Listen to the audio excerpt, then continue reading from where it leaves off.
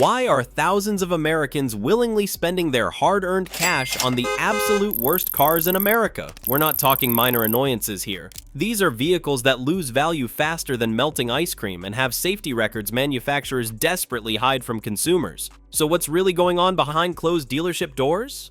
Section 1. The shocking truth behind America's worst cars.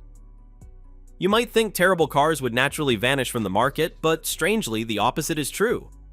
Right now, thousands of buyers across America are driving home in brand new cars that automotive insiders openly call disasters. Vehicles plagued by catastrophic reliability issues, absurd depreciation, and outdated technology disguised by flashy marketing. Dealerships are so desperate to unload these cars, they're offering ridiculous discounts and 0% financing just to clear their lots. Yet despite clear warnings from experts, buyers, often educated professionals, keep making these catastrophic financial mistakes, losing tens of thousands of dollars the moment they sign the paperwork. But why are trusted brands quietly pushing these ticking financial time bombs onto unsuspecting consumers? And which specific vehicles are so bad they're practically guaranteed to wreck your finances? The answers are coming, and they're even more shocking than you'd expect. Section 2. Chevrolet Trax, the plastic disaster. At first glance, the Chevrolet Trax seems like a sensible budget SUV, but beneath its shiny surface lies a hidden nightmare. Despite Chevy's recent attempt at a redesign, this vehicle's sales are plummeting fast, down an eye-watering 37% this year alone. And there's a reason buyers are turning away. Its tiny 1.2-liter turbocharged engine struggles so badly that merging onto a freeway becomes an anxiety-inducing gamble. But performance issues aren't even the Trax's worst offense. Shockingly frequent transmission failures leave owners stranded, often before hitting 100,000 miles, with repair costs that drain wallets at nearly double the rate of similar competitors. Add to that, the Trax loses almost half its value in just 3 years, wiping out thousands from the pockets of everyday drivers. Chevy might tout safety in ads, but crash tests reveal alarming weaknesses that marketing conveniently forgets to mention. In short, picking a Chevrolet Trax isn't just settling for mediocrity. It's financially reckless, especially when superior options like the Honda HR-V or Kia Seltos exist at the same price point. Unfortunately, the Trax is only the tip of this disastrous iceberg. Section 3. Infiniti Q50. Overpriced and outdated. The Infiniti Q50 once promised to be Japan's answer to the German sports sedan. Today, it's more like a relic clinging to a reputation it no longer deserves. Sales have absolutely collapsed, down 63% since 2021, and it's not hard to see why. The Q50 still rides on the same outdated platform it launched with back in 2014. That's over a decade of technological stagnation in a segment where innovation moves fast. The infotainment system? A confusing mess of two mismatched screens running separate software, universally hated by owners and critics alike. But the real gut punch is financial. A well-equipped Q50 loses around $31,000 in just 3 years. A depreciation hit worse than its BMW and Lexus rivals by a wide margin. And it doesn't stop there. The Q50's adaptive steering system and electronic components are infamous for failing just after the warranty expires, often resulting in multi-thousand-dollar repairs. Even worse, the interior feels shockingly cheap for a so-called luxury car, more Mazda than Mercedes. Buyers lured in by the badge often find themselves trapped in a high-maintenance, low-value sedan that's been left in the dust by the competition. And yet, this outdated machine still sits proudly on showroom floors waiting for its next unsuspecting owner. Section 4. Maserati Ghibli, the luxury money pit. Nothing screams financial disaster louder than the Maserati Ghibli. On paper, it's an Italian luxury sedan with exotic flair. In reality, it's one of the worst automotive investments you can make in the US market. Sales have cratered by 71% since 2019, and when you see what's under the surface, it's easy to understand why. The Ghibli starts at a staggering $78,000, with high-spec versions soaring past $95,000. But step inside, and you'll find something shocking. Cheap Chrysler switchgear, the same buttons you'd find in a Jeep Cherokee, wrapped in barely there leather. That alone might be forgivable, if it weren't for the devastating depreciation. Within just 3 years, the Ghibli loses about 68% of its original value, slicing nearly $60,000 off its resale price. That's not a decline, it's a nosedive. Reliability? Even worse. The Ghibli's electrical system fails at 4 times the rate of other luxury sedans, with average repair bills exceeding $2,800 per incident. Even the transmission, a ZF 8-speed that works fine in BMWs, has a higher failure rate in the Ghibli due to Maserati's poor integration. And what do you get for all this financial pain? A car that's slower, less refined, and less prestigious than its rivals. For the same money, you could be driving an Audi RS7, BMW M5, or Mercedes-AMG E63, cars that actually deliver luxury, performance, and resale value. Choosing a Ghibli is less about driving Italian flair and more about ignoring every red flag in the book. Section 5. Nissan Murano, the invisible SUV. The Nissan Murano might be the most forgettable $40,000 vehicle on American roads. And that's not just opinion, it's backed by brutal sales data. Down 42% year over year, the Murano is quickly becoming a ghost in dealership lots. But anonymity isn't its only issue. Beneath the bland exterior lies a mess of outdated engineering and financial red flags. The design hasn't been meaningfully updated since 2015, making it feel ancient compared to fresher, more innovative competitors like the Hyundai Santa Fe or Mazda CX-50. What really sinks the Murano, though, is the transmission. Nissan's infamous CVT, continuously variable transmission, has plagued the brand for years. And in the Murano, it continues that legacy. With failure rates so high, they've triggered waves of complaints across NHTSA databases.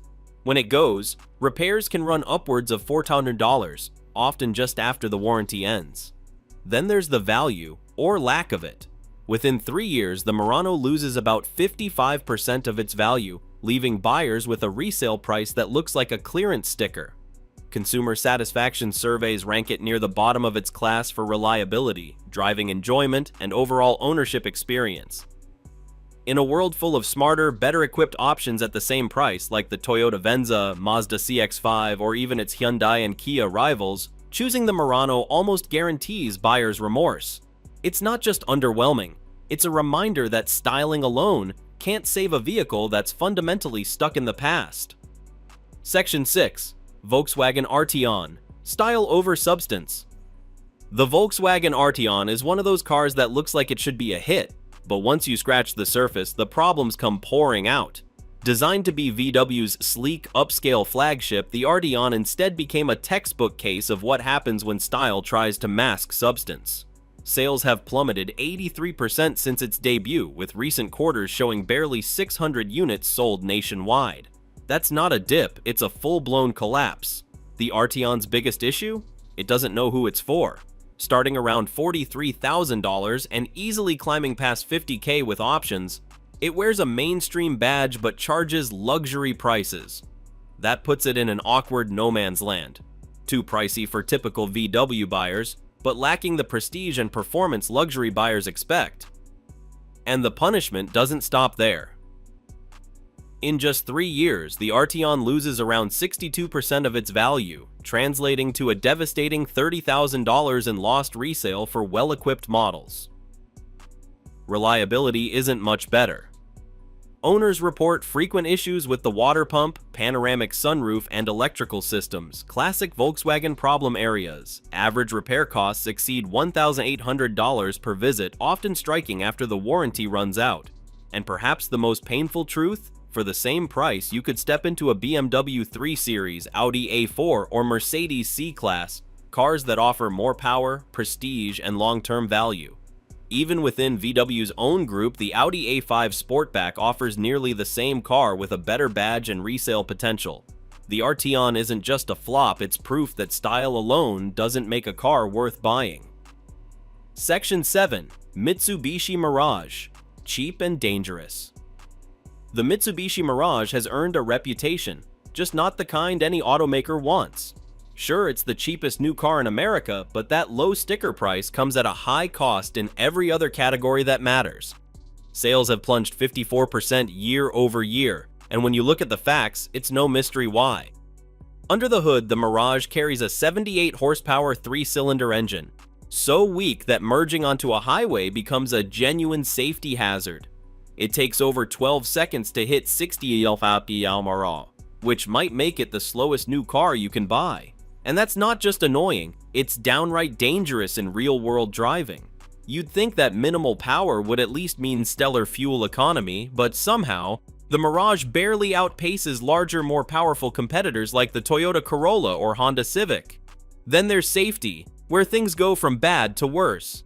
The Mirage performs poorly in critical crash tests, especially in small overlap front collisions, which are among the most common and deadly types of accidents. These are the kinds of safety scores that most manufacturers would bury, and Mitsubishi does exactly that. But perhaps the most telling sign of how bad it really is?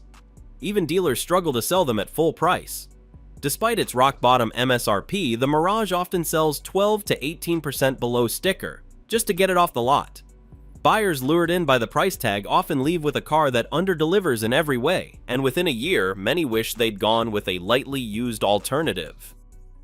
Because for the same money, you could be driving a used Honda Fit, Toyota Yaris, or Kia Rio, all of which offer vastly better performance, safety, and long-term value. With the Mirage, it's clear, cheap isn't always affordable. Section 8. Nissan Titan. The truck nobody picked. In a market dominated by loyalty and performance, the Nissan Titan stands out for all the wrong reasons. Once seen as Nissan's bold entry into the full-size pickup game, the Titan has now become a glaring example of how not to compete in America's most competitive vehicle segment. Since 2017, sales have collapsed by a staggering 81%, and recent data shows just 3,500 units sold nationwide. That's barely a blip on the radar compared to Ford, Chevy, and Ram. So what went wrong? Everything. The Titan offers nothing that its competitors don't do better. It doesn't tow more, haul more, get better fuel economy, offer more advanced features, or come with a reliability edge. It's simply there. And in a segment where brand loyalty is earned through performance and trust, just existing doesn't cut it. Then comes the financial blow. A 3-year-old Titan typically retains only 45% of its original value, meaning owners lose around $30,000 in depreciation on higher trims. That's brutal even by truck standards. And the problems don't end at resale value. The Titan is plagued by mechanical issues, especially with its differentials, electrical systems, and braking components. Once the warranty ends, the average repair bills soar past $2,000 per incident, often leaving owners with an expensive vehicle that no longer feels reliable. Even Nissan seems ready to throw in the towel. The company has announced the Titan's discontinuation, signaling its own lack of faith in the truck's future. That move alone creates concern for parts availability and long-term service support. In short, unless you're getting the Titan for an outrageous discount and don't mind owning a discontinued truck, you're better off with literally any other full-size pickup. The Titan didn't just fail to win buyers, it never even made it to the starting line. Section 9. Toyota CHR, the rolling identity crisis. The Toyota CHR might be the most confusing vehicle in Toyota's entire lineup, a car that tries to be everything and ends up excelling at nothing. Despite the brand's rock-solid reputation for practicality and value, the CHR goes in a bafflingly different direction. Sales have plummeted by 69% since 2019, and it's not hard to see why once you look past the bold styling. Marketed as a crossover, the CHR offers no all-wheel drive, minimal ground clearance, and cramped rear seats that even kids complain about. The cargo space? Laughably small. It combines the footprint of an SUV with the practicality of a subcompact sedan, without offering the benefits of either. It's a vehicle built on style, not substance, and even that styling hasn't aged particularly well. Performance is equally underwhelming. With a 144 horsepower engine paired to a sluggish CVT, the CHR takes over 11 seconds to reach 60 mph, making highway merging a white-knuckle experience. That's not just inconvenient, it's a safety concern documented in multiple industry reports. And then there's the value problem. Despite its compact size and lack of features, the CHR is priced close to far more capable vehicles like the Toyota RAV4, Honda CR-V, or Mazda CX-30, all of which offer better performance, more space, and stronger resale value. Even within Toyota's own lineup, the Corolla Cross provides more utility for a similar price. The bottom line? The CHR is a confused attempt at trendiness that sacrifices everything Toyota is known for: practicality, reliability, and smart value. It's a vehicle that doesn't know what it wants to be, and buyers who choose it often end up wondering why they didn't pick something else. Section 10. Cadillac XT4, the luxury letdown.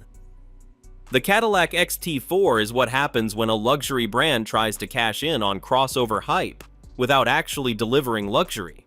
At a glance, it checks all the boxes: sleek design, recognizable badge, and a premium price tag starting around $37,000. But step inside, or worse, own one, and the problems become impossible to ignore. Sales have dropped 38% year over year, and owners are quickly realizing that the XT4 is little more than a dressed-up Chevy in a tuxedo that doesn't fit.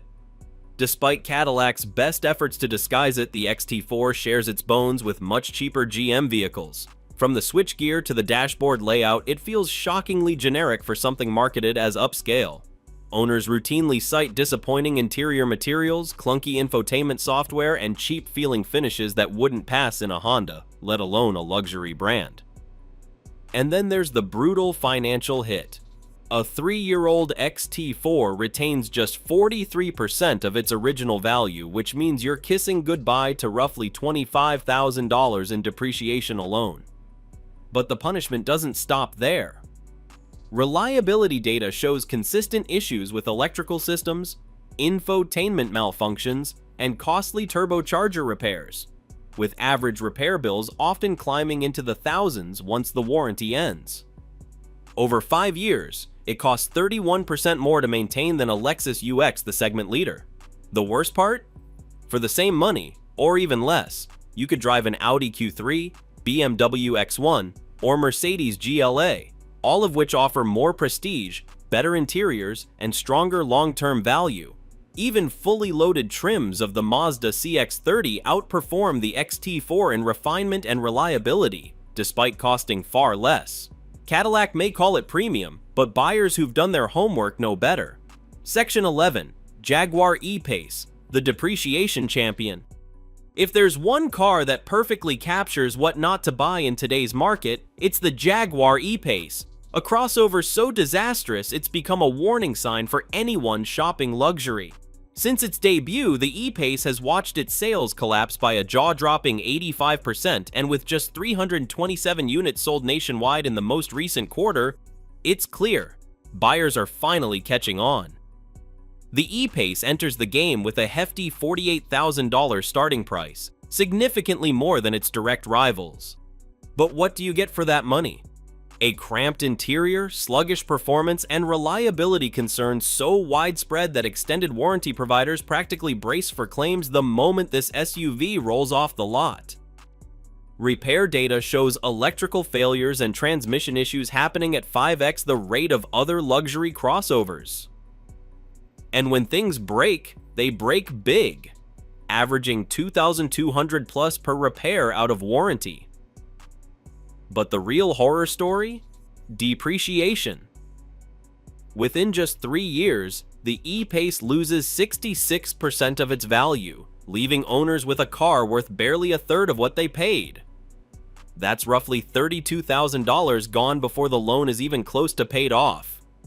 No other vehicle in its class bleeds money this fast, making it arguably the worst new car investment in America. And for what? The driving experience is mediocre at best, the infotainment system is clunky, and customer satisfaction ranks near the bottom of the luxury segment. Even Jaguar's own dealer network gets slammed in satisfaction surveys, adding insult to injury. What's most damning is what you could get instead: a BMW X1, Mercedes GLA, or Audi Q3, all offering better performance, better tech, and better resale value. Even moving up a class, vehicles like the BMW X3 or Lexus NX deliver a far superior ownership experience. The E-Pace doesn't just under-deliver, it punishes anyone who makes the mistake of buying it. Subscribe if you want more videos that cut through the hype.